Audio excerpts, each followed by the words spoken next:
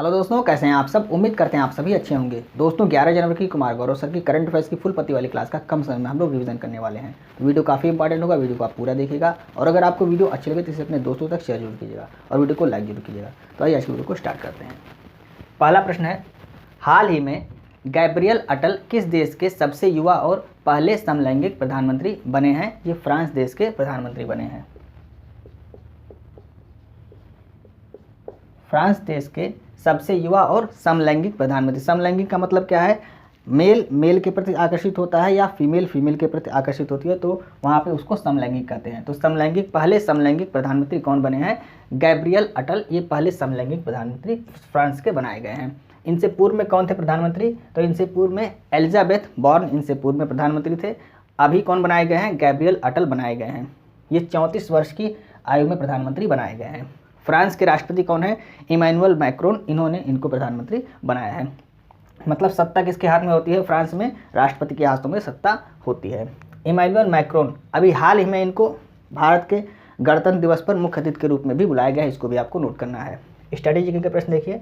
Cuba के नए राष्ट्रपति किसको बनाया गया है? Miguel Diaz Canel. इनको क्यूबा का नया राष्ट्रपति बनाया गया है। न्यूजीलैंड के नए प्रधानमंत्री क्रिस्टोफर लक्सन को बनाया गया है। मिस्र के नए राष्ट्रपति भी हाल ही में चुना हुआ है, उनको पुनः राष्ट्रपति बनाया गया है अब्देल फतेह अल सीसी। पहले भी यही राष्ट्रपति थे। ब्रिटेन के नए गृह मंत्री किसको बनाया गया है? जेम्स क्लेवरली को बनाया गया है। और विदेश मंत्री ब्रिटेन के किसको बनाया गया है? डेविड कैमरून को बनाया गया है। अर्जेंटीना के राष्ट्रपति किसको बनाया गया? भी हाल ही में जेवियर माइली को बनाया गया है। और इन्होंने जैसे ही सत्ता संभाली, इन्होंने अपने आप को ब्रिक्स से अलग किया। आप जानते हैं कि जो ब्रिक्स की बैठक हुई थी दक्षिण अफ्रीका में 2023 में, उसमें 6 देशों को शामिल करने की घोषणा की गई थी, जिसमें अर्जेंटीना भी शामिल था। तो अर्जेंटीना ने अपने आप को ब्रिक्स से अलग कर लिया। इसको भी आपको नोट करना है। नेक्स्ट प्रश्न है, वर्ष 2024 में यूनेस्को के 46वें सत्र की अध्यक्षता कौन करेगा? तो यूनेस्को के 46वें सत्र की अध्यक्षता भारत करेगा। भारत यूनेस्को के 46वें सत्र की अध्यक्षता करेगा।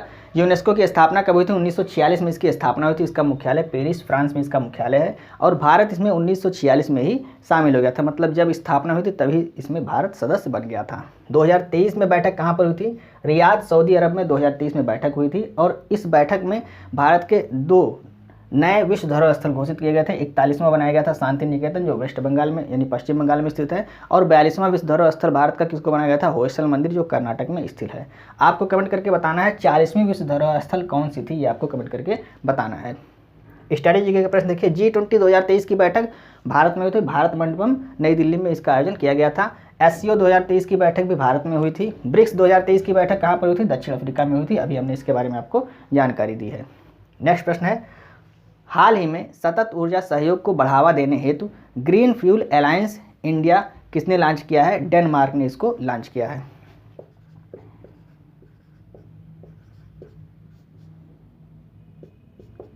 ये कहां पर लॉन्च किया गया है? डेनमार्क में इसको लॉन्च किया गया है। ग्लोबल इन्वेस्टर्स मीट 2024 ये डेनमार्क में इसका आयोजन किया गया था और यहीं पर इसको लॉन्च किया गया। ग्रीन फ्यूल अलायंस इंडिया को लॉन्च किया गया है। राजधानी क्या है डेनमार्क की? कोपनहेगन, ये डेनमार्क की राजधानी है। और यहीं पर विश्व बैडमिंटन चैंपियनशिप का आयोजन किया गया था, जिसमें भारत के एच प्रणय ने कांस्य पदक जीता था। इसको भी आपको नोट करना है। उद्देश्य क्या है इसका? ग्रीन फ्यूल अलायंस इंडिया इसको बनाने का उद्देश्य क्या है? तो उद्देश्य प्रदूषण रहित ऊर्जा साधन को बढ़ावा देना इसका उद्देश्य। जैसे सौर ऊर्जा, पवन ऊर्जा, इन सभी को बढ़ावा देना इसका उद्देश्य है। और ऐसा क्यों किया जा रहा है? क्योंकि नेट जीरो यानी कि शुद्ध शून्य कार्बन उत्सर्जन का जो विश्व का लक्ष्य है वो कब तक का है? 2050 तक का है। और भारत का लक्ष्य 2070 तक का है। तो इसको प्राप्त करने के लिए ऐसा काम किया जा रहा है। ग्लोबल स्ट्रेटेजी के प्रश्न देखिए। Global climate change performance index, इसमें डेनमार्क चौथे स्थान पे है और भारत इसमें 7वें स्थान पे है। प्रथम 3 स्थान पे इसमें कोई देश नहीं है। तो यह भी आपको नोट करना है। प्रथम 3 स्थान पे कोई नहीं है। उसके बाद डेनमार्क चौथे स्थान पे है, भारत 7वें स्थान पे है। अगर आपको 2023 के करंट अफेयर्स की रिवीजन क्लास चाहिए तो उसके लिए हमने 1000 प्रश्नों की सीरीज स्टार्ट की हुई है, जिसमें 60 वीडियो के माध्यम से आपको सारी जानकारी दी जा रही है। तो उस वीडियो को आप जरूर देखें। निश्चित रूप से आपको आगामी आने वाली परीक्षाओं में फ़ायदा मिलेगा। आइए हम नेक्स्ट प्रश्न को डिस्कस करते हैं। चौथा प्रश्न है, IIT मद्रास किस पड़ोसी देश में अपना नया परिसर स्थापित करेगा? श्रीलंका में अपना नया परिसर स्थापित करेगा।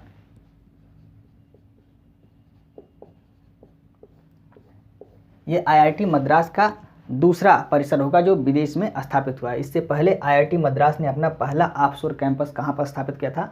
जंजीबार तंजानिया में अपना पहला ऑफशोर कैंपस स्थापित किया था और इसकी पहली निदेशक प्रीति अग्लायम को बनाया गया है। पहली महिला निदेशक कौन बनी है? प्रीति अग्लायम बनी है। श्रीलंका के कैंडी नामक स्थान पर जो दूसरा परिसर है आईआईटी मद्रास अपना स्थापित करेगा। स्ट्रैटेजी का प्रश्न देखिए, आईआईटी दिल्ली का पहला ऑफशोर कैंपस कहाँ पर स्थापित किया गया था? अबू धाबी यूएई में इसका पहला ऑफशोर कैंपस आईआईटी दिल्ली ने स्थापित किया। श्रीलंका के राष्ट्रपति कौन है? रनिल विक्रमसिंघे, ये श्रीलंका के राष्ट्रपति हैं। और पाक जल संधि किसके बीच है? श्रीलंका, भारत और श्रीलंका के बीच है।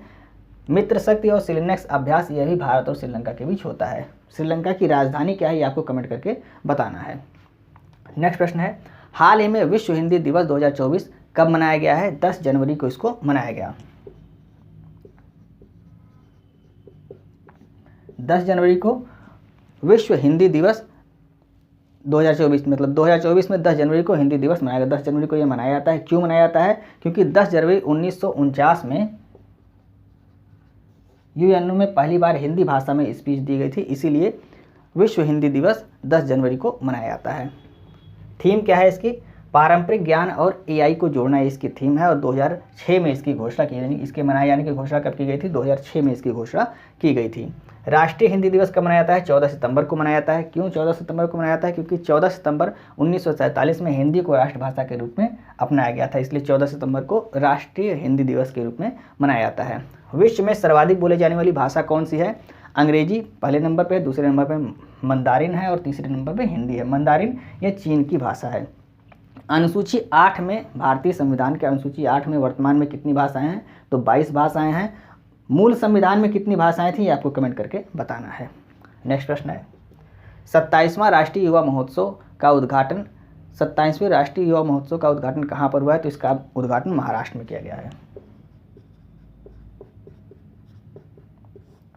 27वें राष्ट्रीय युवा महोत्सव का उद्घाटन कहाँ पर किया गया है? महाराष्ट्र में किया गया है। नासिक महाराष्ट्र में इसका उद्घाटन किया गया है। शुभंकर क्या है? शेकरू इसका शुभंकर बनाया गया है। शेकरू क्या है? ये भारतीय विशाल गिरहरी है, इसको शेकरू कहा जाता है। तो शेकरू शुभंकर है, क्या है? भारतीय विशाल गिरहरी है।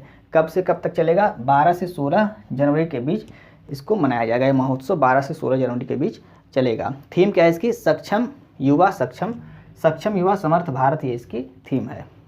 26वां, ये 27वां है। संस्करण कौन सा है? 27वां। इससे पहले 26वां होता है। 26वां कहाँ पर होता है? हुबली, धारवाड़, कर्नाटक में 26वें का आयोजन किया गया था और 27वें का आयोजन महाराष्ट्र में, नासिक महाराष्ट्र में किया जा रहा है। स्ट्रैटेजी का प्रश्न देखिए, महाराष्ट्र के वर्तमान विधानसभा के स्पीकर किसको बनाया गया है? राहुल नार्वेकर, इनको बनाया गया। वर्तमान सीएम कौन है महाराष्ट्र के? एकनाथ शिंदे वर्तमान महाराष्ट्र के सीएम हैं। प्रबुद्ध भारत पत्रिका किसकी है? स्वामी विवेकानंद जी की पत्रिका है। रामकृष्ण मिशन की स्थापना भी स्वामी विवेकानंद जी की थी। कब की थी? 1897 में इसकी स्थापना की थी। स्वामी विवेकानंद जी ने शिकागो सम्मेलन में भाग कब लिया था? सितंबर 1893 में शिकागो सम्मेलन में भाग लिया था। आइए हम नेक्स्ट प्रश्न को डिस्कस करते हैं। 7वां प्रश्न है, हाल ही में देश की पहली 100% इलेक्ट्रिक बाइक टैक्सी सेवा वायु किसने प्रारंभ किया है? असम द्वारा इसको स्टार्ट किया गया है। असम सरकार द्वारा वायु को स्टार्ट किया गया। ये क्या है? ये देश की पहली 100% ऐप आधारित इलेक्ट्रिक बाइक सेवा है, आपको नोट करना है। ऐप आधारित है, आपको यह भी नोट करना है। यह जीरो एमिशन, जीरो कमीशन और जीरो कैंसिलेशन के सिद्धांत पर चलाई गई है। नीति आयोग के स्वच्छ वायु मिशन के अंतर्गत इसको लॉन्च किया गया है।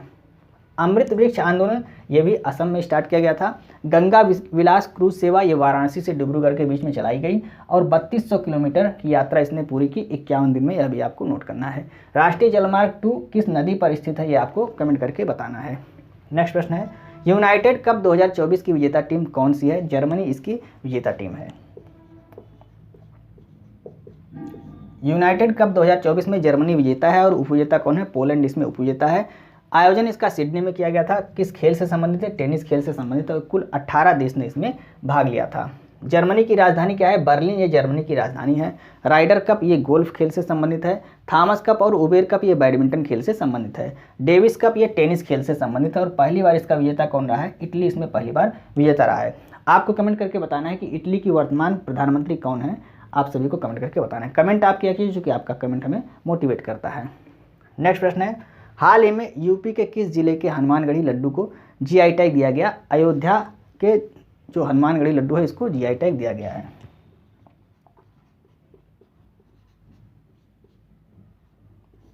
अयोध्या के लड्डू को जीआई टैग दिया गया है, जो हनुमानगढ़ी में मिलता है, जो हनुमानगढ़ी अयोध्या में स्थित है। वहाँ पर जो हनुमान जी का बहुत ही बड़ा मंदिर है, अगर आप सभी गए होंगे तो जानते होंगे।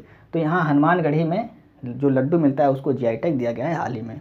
जीआई टैग 1999 का अधिनियम है, शुरुआत 2003 में हुई और पहला जीआई टैग दार्जिलिंग की चाय को दिया गया। कब दिया गया? 2004 में दिया गया, इसको भी आपको नोट करना है। चुरपी और स्थानीय अदरक का जीआई टैग किसको दिया गया? अरुणाचल प्रदेश को दिया गया। हाथरस की हींग का जीआई टैग उत्तर प्रदेश को दिया गया। सी बकथॉर्न का जीआई टैग लद्दाख को दिया गया। नेक्स्ट प्रश्न देखते हैं।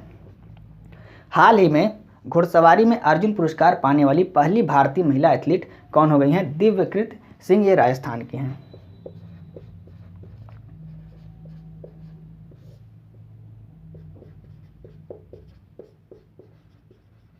दिव्यकृत सिंह ये राजस्थान के और घुड़सवारी में अर्जुन पुरस्कार पाने वाली पहली महिला एथलीट बन गई हैं।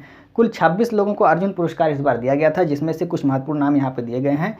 एकमात्र क्रिकेटर कौन है? मोहम्मद शमी एकमात्र क्रिकेटर हैं जिनको अर्जुन पुरस्कार दिया गया। प्राची यादव ये पैरा कैनोइंग खेल से संबंधित, उन्होंने गोल्ड जीता था अभी हाल ही में, इनको भी अर्जुन पुरस्कार दिया गया है। और शीतल देवी ये पैरा तीरंदाजी खेल से संबंधित हैं, इनको भी हाल ही में अर्जुन अवार्ड दिया गया। सात्विक और चिराग की जोड़ी को क्या दिया गया है? मेजर ध्यानचंद पुरस्कार से भी हाल ही में सम्मानित किया गया है। तो ये थी फुल पत्ती वाली क्लास के 10 महत्वपूर्ण प्रश्न, जिसको हमने कम समय में आपको रिवाइज कराने की पूरी कोशिश की। उम्मीद है आपको वीडियो अच्छी लग रही होगी। यदि आपको वीडियो अच्छी लगी तो आप इसे अपने दोस्तों को जरूर शेयर करें और वीडियो को लाइक और सब्सक्राइब करना ना भूलें। अगर अभी तक आप वीडियो को देख रहे हैं तो वीडियो को लाइक कर दीजिएगा, चूँकि आप लाइक नहीं करते हैं। और अगर आपने चैनल को सब्सक्राइब नहीं किया तो चैनल को आप सब्सक्राइब भी कर दीजिए, क्योंकि सब्सक्राइब करने से आपका कुछ नहीं जाएगा, सिर्फ 4 से 5 सेकंड आपका लगता है, बाकी उससे यदि आपका कुछ लगता नहीं है। तो आप सब्सक्राइब कर लीजिएगा अगर अभी तक आपने चैनल को सब्सक्राइब नहीं किया है। और पीडीएफ प्राप्त करने के लिए आप हमारे Telegram channel RK competition class को ज्वाइन कर सकते हैं, जिसका लिंक भी आपको इस वीडियो के डिस्क्रिप्शन में दिया रहेगा। मिलते हैं नेक्स्ट वीडियो में। जय हिंद।